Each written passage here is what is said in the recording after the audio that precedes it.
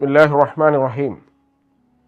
നബി സല്ലല്ലാഹു അലൈഹി വസല്ലമയും അനുചരന്മാരും മക്കയിൽ നിന്ന് മദീനയിലേക്ക് പലായനം ചെയ്ത സന്ദർഭത്തിൽ മദീനയിലുണ്ടായിരുന്ന ജൂതമത വിശ്വാസികളായ ആളുകൾ മുസ്ലിങ്ങളെക്കുറിച്ച് പറഞ്ഞിരുന്നത് അവർക്കിനി ഒരിക്കലും കുട്ടികളുണ്ടാവില്ല, അവരുടെ വംശം മദീനയിൽ ഒരിക്കലും വളരുകയില്ല, തങ്ങളുടെ പുരോഹിതന്മാരും ജ്യോത്സ്യന്മാരുമെല്ലാം അവർക്കെതിരെ ചില മാരണങ്ങൾ ചെയ്തിട്ടുണ്ട് എന്നൊക്കെ മദീനയിൽ വ്യാപകമായി പ്രചരിച്ചിരുന്നൊരു കാലമായിരുന്നത്.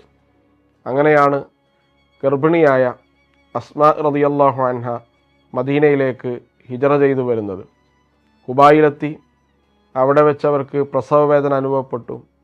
അവർ കുഞ്ഞിന് ജന്മം നൽകി. ആൺകുഞ്ഞായിരുന്നു. ആളുകൾ ആ വിവരം കേട്ട് അത്യുച്ചത്തിൽ തക്ബീർ ചൊല്ലി എന്നാണ് പറയുന്നത്. മദീനയുടെ കുട്ടി എന്ന പേരിലാണ് അസ്മാഇൻ്റെ ആ സന്തതി അറിയപ്പെടുന്നത്. അബ്ദുല്ലാഹിബ്നു സുബൈർ, അസ്മാ റളിയല്ലാഹു അൻഹയുടെയും സുബൈർ ബിൻ അവ്വാമിൻ്റെയും പ്രിയപുത്രൻ, മദീനയുടെ കുട്ടി എന്ന പേരിലാണ് അദ്ദേഹം അറിയപ്പെട്ടത്.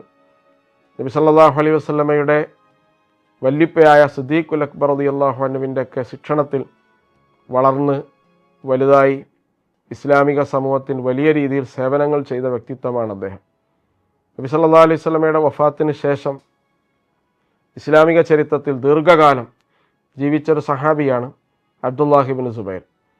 ഈ അലി റളിയല്ലാഹു അൻഹുവിൻ്റെ വഫാത്തിന് ശേഷം ഉമവിയ ഭരണം സ്ഥാപിതമായ സന്ദർഭത്തിൽ അബ്ദുല്ലാഹിബ്നു സുബൈർ റളിയല്ലാഹു അൻഹുവിനെ ഹിജാസിലെ, പ്രത്യേകിച്ച് മക്ക, ഇറാഖ്, ബസറ, കൂഫ, ഷാമിലെയൊക്കെ ആളുകൾ അദ്ദേഹത്തെ ബയ്യത്ത് ചെയ്യുകയും അദ്ദേഹത്തോട് ഖലീഫയായി സ്ഥാനമേറ്റെടുക്കാൻ അഭ്യർത്ഥിക്കുകയും ചെയ്തു.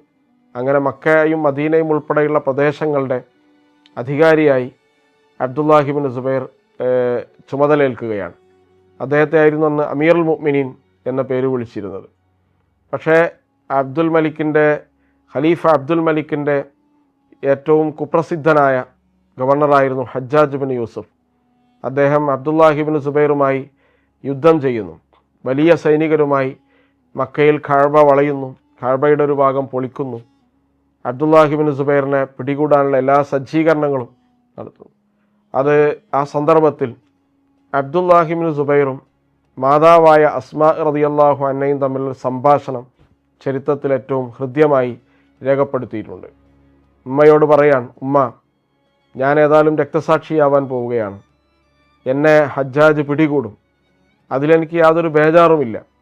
പക്ഷേ മരണശേഷം അവരെൻ്റെ ശരീരം അംഗച്ഛേദം ചെയ്യും, തൊലി ഉരിച്ചു കളയും. അപ്പോൾ 99 വയസ്സായ അസ്മാ റളിയല്ലാഹു അൻഹ മകനോട് പറയാൻ, മോനെ, നീ ആടിനെ അറുക്കുന്നത് കണ്ടിട്ടില്ലേ? ഈ ആടിനെ അറുത്തതിന് ശേഷം അതിൻ്റെ തൊലി പൊളിച്ചാൽ അതിന് വേദനയാവില്ലല്ലോ, പിന്നെന്തിനാണ് നീ ബേജാറാവുന്നത്? അതുകൊണ്ട് നീ ധൈര്യപൂർവ്വം പോരാടുക. മുൻഗാമികളായ ആളുകൾ നിനക്ക് കാണിച്ചു തന്ന മാതൃക നിൻ്റെ മുന്നിലുണ്ട്. ധീരതയോടുകൂടി രക്തസാക്ഷിത്വം വരിക്കുക. ഏകദേശം കണ്ണിൻ്റെ കാഴ്ച നഷ്ടപ്പെട്ടുകൊണ്ടിരിക്കുന്ന പ്രായത്തിൽ മകൻ്റെ രൂപം, ശരീരം ഇങ്ങനെ തടവി അസ്മാ റളിയല്ലാഹു അൻഹ ആശീർവദിച്ചുകൊണ്ട് യുദ്ധത്തിന് അബ്ദുല്ലാഹിബ്നു സുബൈറിനെ പറഞ്ഞയക്കുകയാണ്.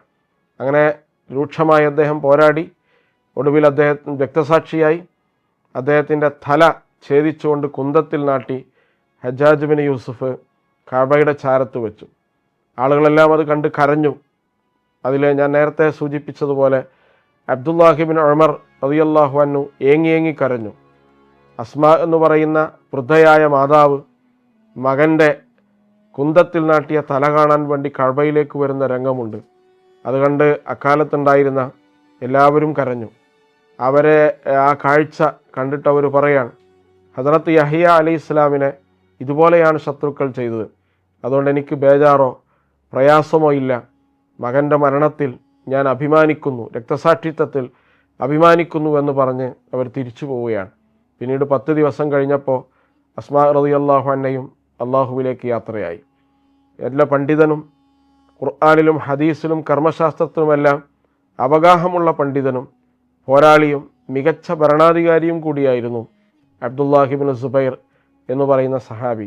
പ്രവാചകനും അനുയായികളുമെല്ലാം മദീനയിലെത്തിയ ശേഷം ഏതൊരു കുട്ടിയുടെ കാര്യത്തിലാണോ അത്യുച്ചത്തിൽ തക്ബീർ മുഴക്കിയത്, ആ കുട്ടിയായിരുന്നു അതിദാരുണമായി കൊല്ലപ്പെട്ടത്.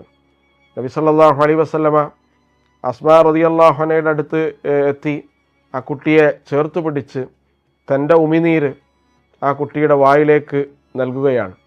അങ്ങനെ പ്രവാചകൻ്റെ ഉമിനീര് കലർന്ന, പ്രവാചകൻ്റെ ചുടുചുംബനങ്ങൾ ഏറ്റുവാങ്ങിയ പ്രവാചകൻ തക്ബീറോടുകൂടി അദ്ദേഹത്തിൻ്റെ ജന്മത്തെ ഏറ്റെടുത്ത അദ്ദേഹം ഒടുവിൽ ഇസ്ലാമിന് വേണ്ടി, മുസ്ലിം സമൂഹത്തിന് വേണ്ടി പോരാടുകയും രക്തസാക്ഷിത്വം വരിക്കുകയും അങ്ങനെ മികച്ച ഒരു ജീവിതത്തിൻ്റെ ഉടമയായി സമൂഹത്തിൽ വലിയ മാതൃകകൾ സംഭാവന ചെയ്ത് ചരിത്രത്തിൽ അതുല്യ വ്യക്തിത്വമായി മാറിയ ഒരാളാണ് അബ്ദുല്ലാഹി ഇബ്നു സുബൈർ റളിയല്ലാഹു അൻഹു.